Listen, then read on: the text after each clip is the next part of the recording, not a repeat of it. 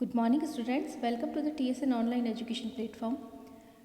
हम पढ़ रहे थे आपकी हिंदी व्याकरण की पुस्तक पंखुड़ी का पाठ 5 शब्द भंडार यानी वोकैबुलरी, जिसमें अब तक हमने पर्यायवाची शब्दों के बारे में पढ़ा और विलोम शब्दों के बारे में पढ़ा। अब हम पढ़ेंगे एकार्थी शब्द यानी वन मीनिंग वर्ड्स।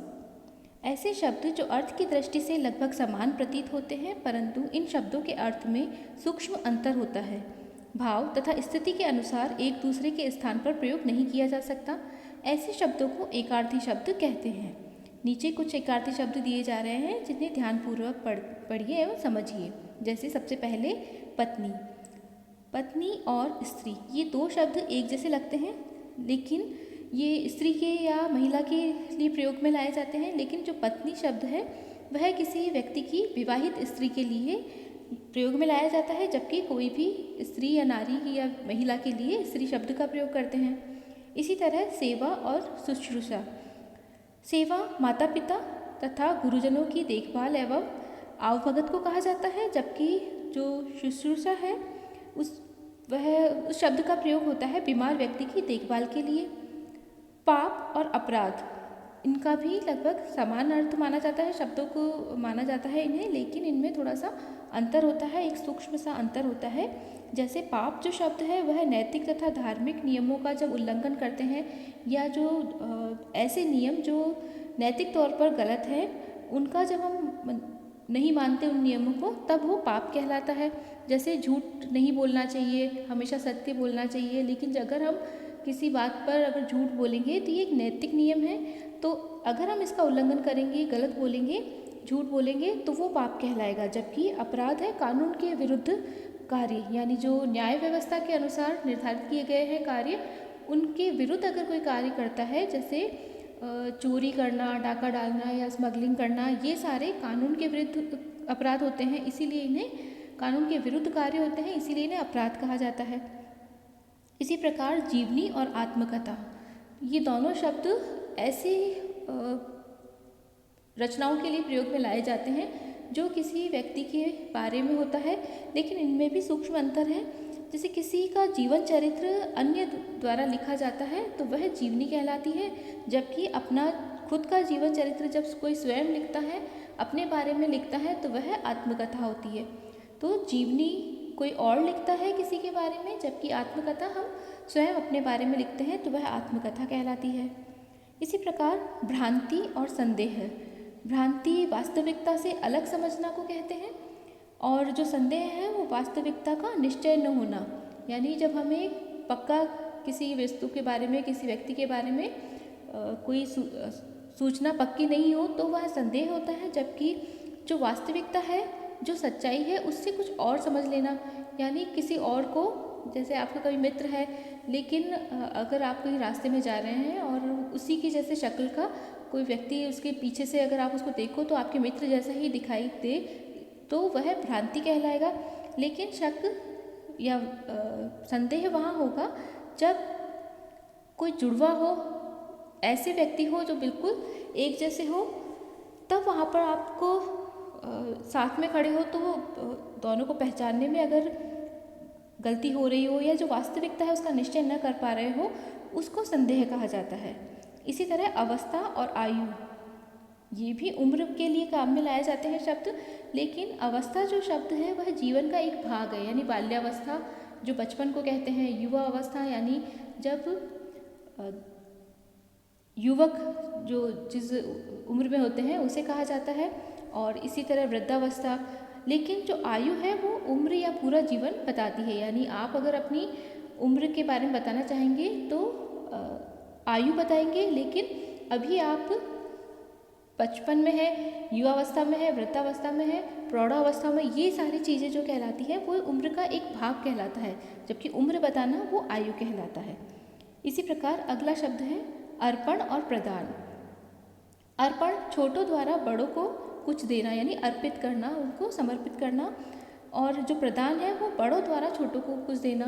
तो इन दोनों शब्दों में देने के अर्थ में ही प्रयोग होता है, लेकिन इनमें सूक्ष्म अंतर यह होता है कि जो अर्पण है वो छोटे बड़ों को देते हैं तब प्रयोग में लाया जाता है, जबकि प्रदान बड़ों द्वारा छोटों को कुछ दिया जाता है तब प्रयोग में लाया जाता है। इसी प्रकार अगला शब्द है अमूल्य यानी और बहुमूल्य। यहाँ दो दिखने में एक जैसे लगते हैं।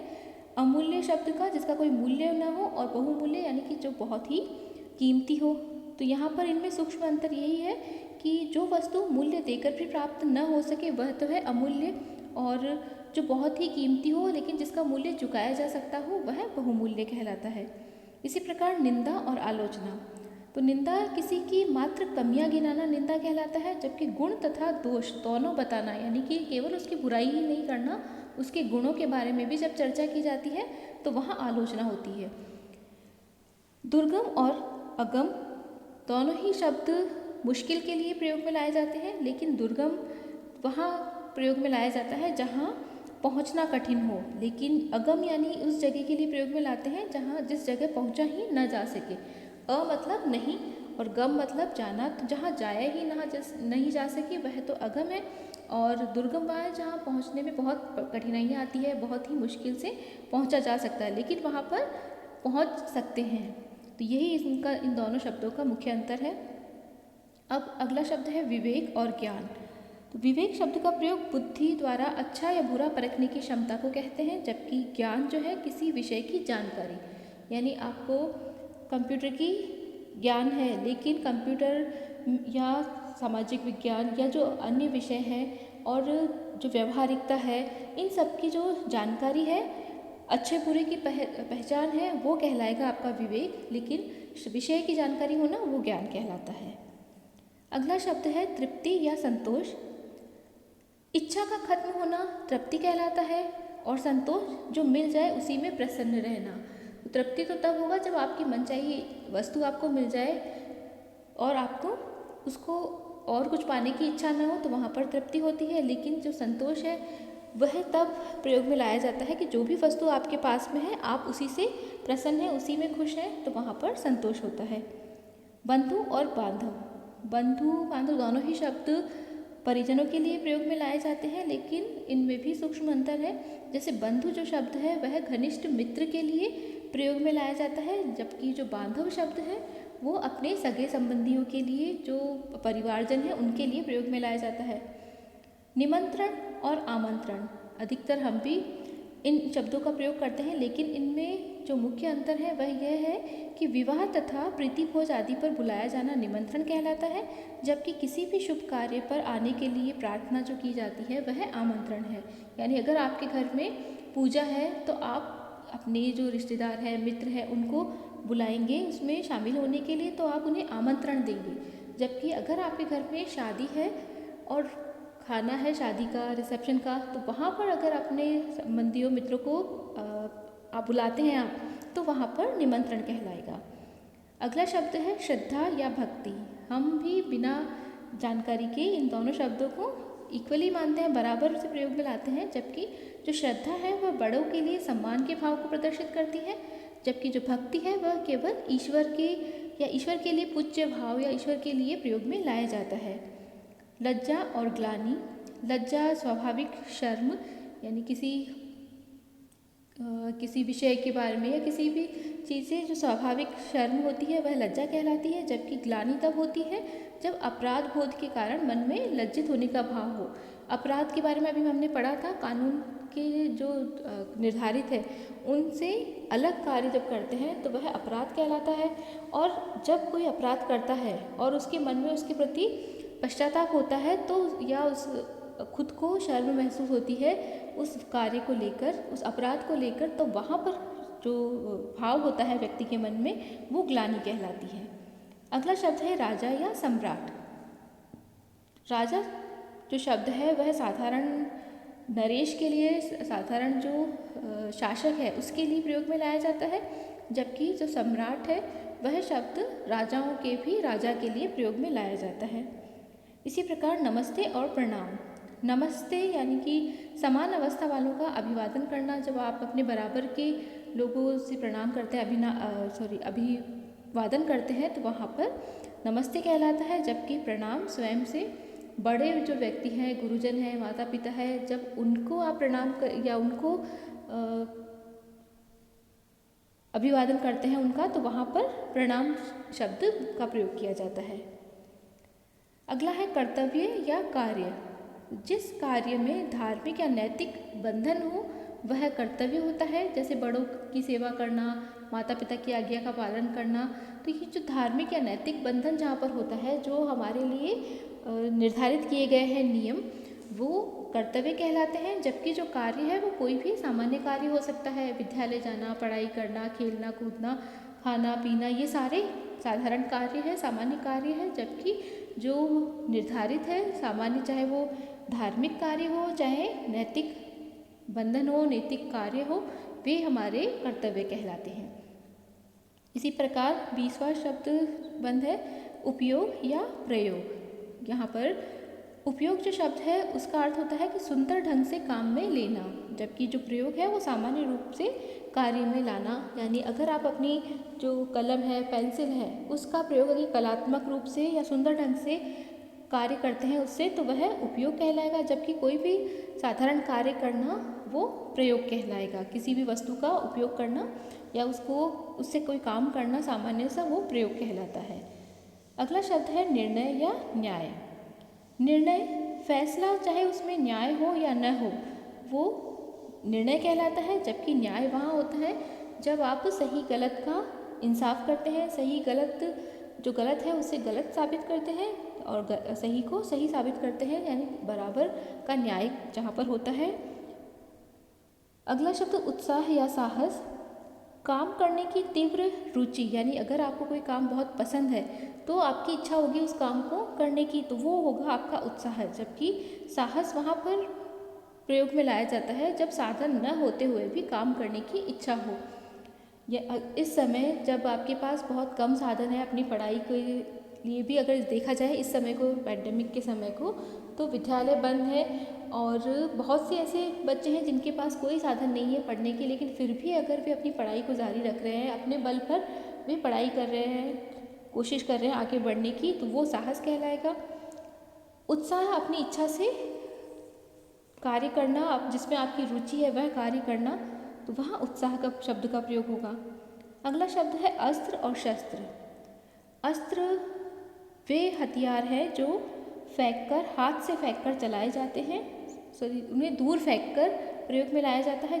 जबकि जो शस्त्र है वो हथियार हाथ में पकड़कर चलाया जाता है, जैसे भाला है या तलवार है, ये शस्त्र कहलाएंगे। जबकि जो तीर है या बंदूक है, जो जिनका प्रयोग हम फेंककर या दूर तक उसका निशाना साधकर प्रयोग में लाते हैं, वे अस्त्र कहलाते हैं। अब अंतिम शब्द है ईर्ष्या और द्वेष। ईर्ष्या शब्द का प्रयोग दूसरों की सफलता से जब आपको जलन होती है, जब आपको अच्छा नहीं लगता है, तो वह कहलाएगा ईर्ष्या। जबकि दूसरों के प्रति घृणा या शत्रुता का भाव उत्पन्न होता है, वहाँ होता है द्वेष। ये थे एकार्थी शब्द। अब देखते हैं अगला अनेकार्थी शब्द। तो हिंदी भाषा में कुछ शब्द ऐसे होते हैं जिनके एक से अधिक अर्थ निकलते हैं। ऐसे शब्द अनेकार्थी शब्द कहलाते हैं, यानी कि उनके शब्द तो एक ही होता है लेकिन उससे कई सारे अर्थ में प्रयोग में लाया जाता है। जिस तरह उदाहरण के लिए हम देखते हैं जल। अब जल का दो अर्थों में प्रयोग होता है। पानी के लिए भी हम जल का प्रयोग करते हैं शब्द का, जबकि अगर कोई दाह हो या जलन हो, जल जाए आग से, अग्नि से, तो वहाँ पर भी जल शब्द का प्रयोग जलना कहा जाता है। जैसे जल ही जीवन है, और दूसरा वाक्य है आग में सब कुछ जल गया।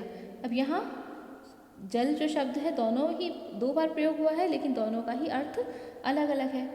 इसी प्रकार और भी शब्द दिए हुए हैं जिनके बारे में हम पढ़ेंगे। नव पहला शब्द हमारा है, जिसमें इसके दो अर्थ होते हैं। एक तो नव यानी कि जो संख्या वाला नंबर है, संख्या है, उसके लिए भी प्रयोग होता है नव का। जबकि जो नया कोई वस्तु है उसके लिए भी हम नव प्रयोग में लाते हैं। इसी प्रकार द्विज का मतलब होता है पक्षी, दांत और ब्राह्मण। इन तीन वस्तु व्यक्ति के लिए हम द्विज का प्रयोग करते हैं। चीर वस्त्र को भी कहते हैं, चीरना यानी काटना, इसके प्रयोग में भी लेते हैं शब्द को। और पट्टी के लिए भी हम चीर शब्द का प्रयोग लेते हैं। जैसे कई बार सुना होगा कि द्रौपदी ने कृष्ण को अपनी जो साड़ी थी उससे चीर कर पट्टी बांधी, तो यहाँ पर चीर जो है वो पट्टी के अर्थ में भी प्रयोग में लाया जाता है। उसके बाद है जीवन। तो जल ही जीवन है, तो यहाँ पर जल के रूप में भी जीवन शब्द का प्रयोग में लाया जाता है, प्राण के लिए भी, पुत्र के लिए, वायु के लिए और जिंदगी के लिए जीवन शब्द का प्रयोग किया जाता है। इसी प्रकार घन जो भारी, बादल और हथौड़ा, इन तीनों शब्दों के लिए घन शब्द का प्रयोग किया जा सकता है। गुण कहते हैं रस्सी को भी और स्वभाव को भी गुण कहा जाता है। खेचर का अर्थ होता है ग्रह, पक्षी या देवता, इन तीनों को खेचर भी कहा जाता है। कुल का मतलब होता है वंश, यानी जो गोत्र है या परिवार है, और कुल मतलब हम जब टोटल के अर्थ में भी इसका प्रयोग करते हैं। कुटिल कहा जाता है कपटी या घुंघरालू, जिसके बाल घुंघरालू होते हैं उन्हें कुटिल केश भी कहा जाता है। तो इस प्रकार इन दोनों शब्दों के लिए कुटिल शब्द का प्रयोग होता है।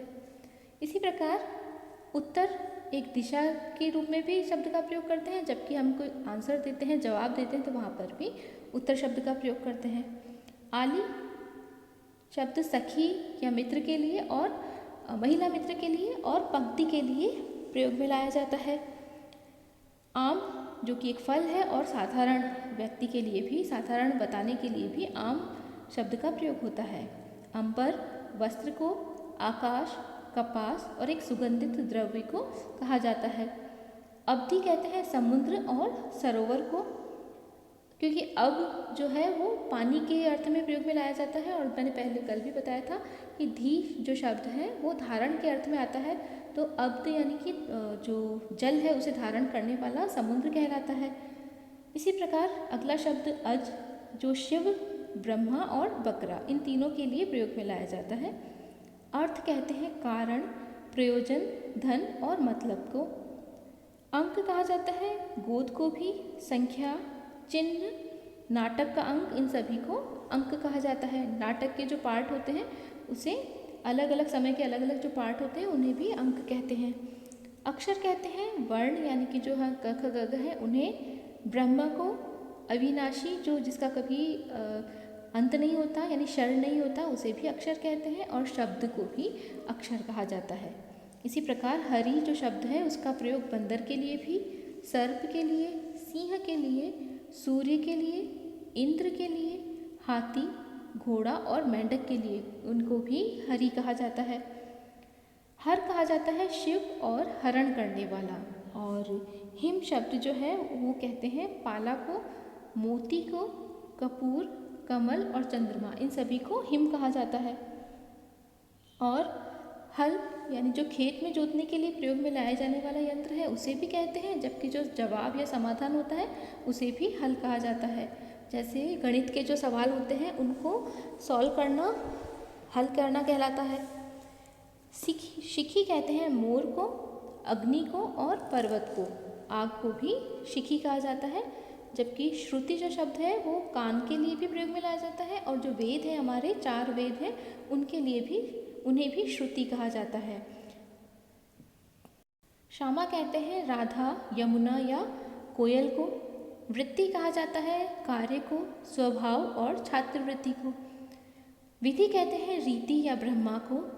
वार जिसका प्रयोग हम दिन या प्रहार या आक्रमण के लिए भी करते हैं। रस कहते हैं स्वाद, आनंद, फलों का जो निचोड़ होता है, सत होता है, उसे भी रस कहा जाता है। इसी प्रकार मधु, शहद, वसंत, मीठा या मदिरा को कहा जाता है। पानी जल के लिए भी प्रयोग में लाया जाता है, चमक के लिए भी और सम्मान के लिए यानी इज्जत के लिए भी पानी शब्द का प्रयोग करते हैं। प्रकृति कहते हैं स्वभाव या कुदरत को, और पट कहते हैं पर्दा या दरवाज़ा या कपड़ा। इन तीनों के लिए पट शब्द का प्रयोग होता है। तो ये हमने देखे शब्द अनेकार्थी शब्द, जहाँ एक शब्द के कई अर्थ होते हैं। अगला पढ़ेंगे हम अनेक शब्दों के लिए एक शब्द अगले भाग में।